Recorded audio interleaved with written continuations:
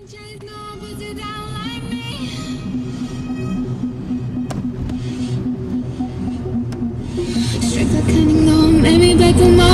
up the walls, banging down the doors, knowing that you hear my scream.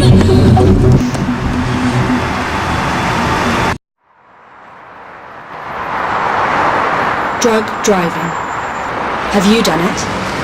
Last year, 1 in 9 motorists aged 17 to 24 admitted they had.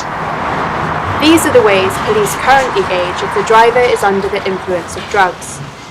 The field impairment test, and just pure human judgment. And your eyes, which are a part of your central nervous system, will show the effects of those drugs. There's nothing you can do about it. You can't hide it. It will show in your eyes.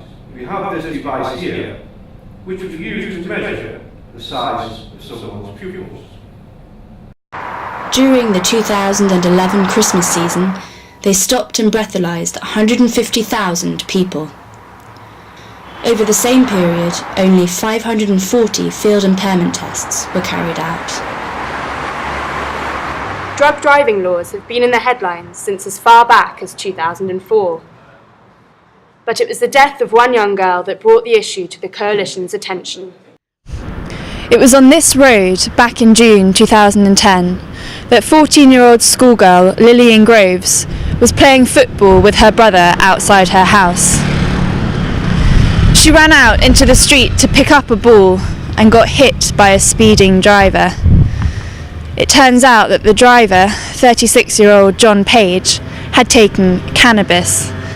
The police couldn't test the driver at the roadside, so it took 9 hours for him to get from here to being tested by a police doctor here. By then, there wasn't enough cannabis in his blood for him to be charged with the offence of driving under the influence of drugs. So instead, he was convicted for careless driving and got an 8-month prison sentence.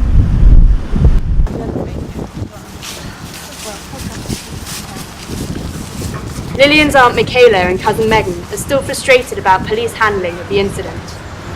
He had been breath tested at the scene. It indicated he wasn't over the limit.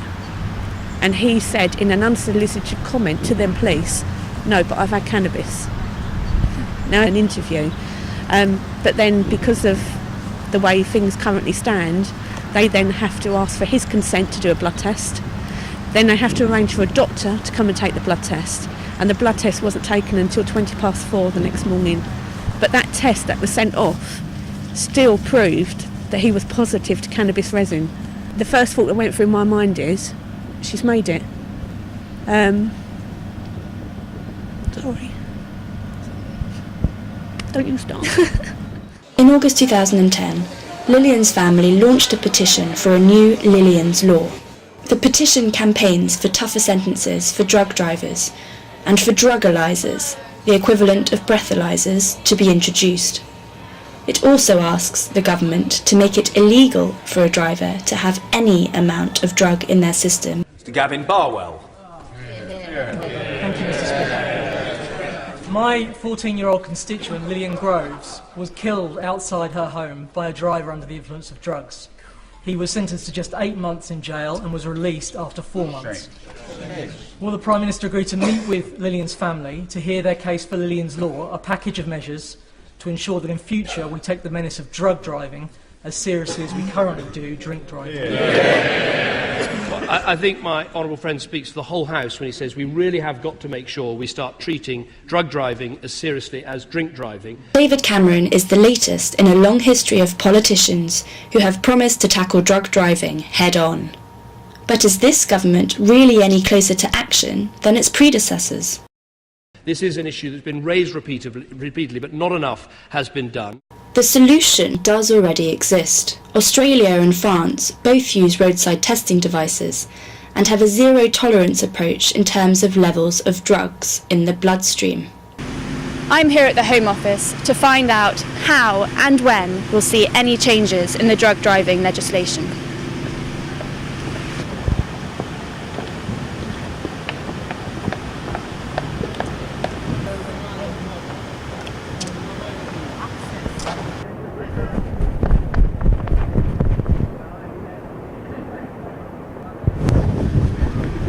So unfortunately no one was available to discuss the issue with me, but they did promise they'd send me a statement, so we'll see when that arrives.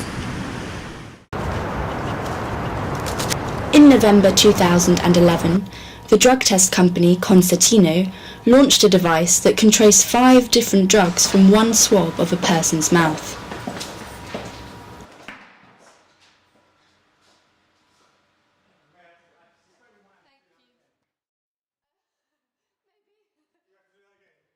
This is the handheld device this will quicken up the process of getting someone as police suspect may be under the influence of drugs into the police station, because most of the times when it shows a positive result it will be because they have a drug in their body. Having worked in the drug testing industry for many years, Graham has kept up with successive governments' policies on drug driving.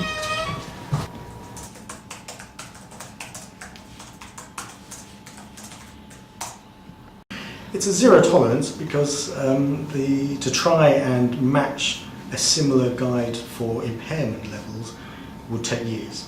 It's taken the Home Office 10 years to try and define a device that will be acceptable, that they, in their eyes, for traffic police to use as a roadside drug testing device. So I leave it to yourself to decide whether you think 10 years is sufficient to have come up with a solution or not. So for now, the police still have no statutory powers to test for drugs other than human observation. The government claim they're doing something about it.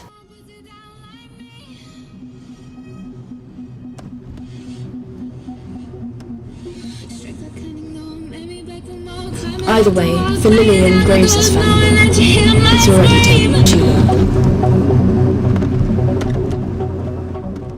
The problem with the UK is that we're caught up in red tape all the time.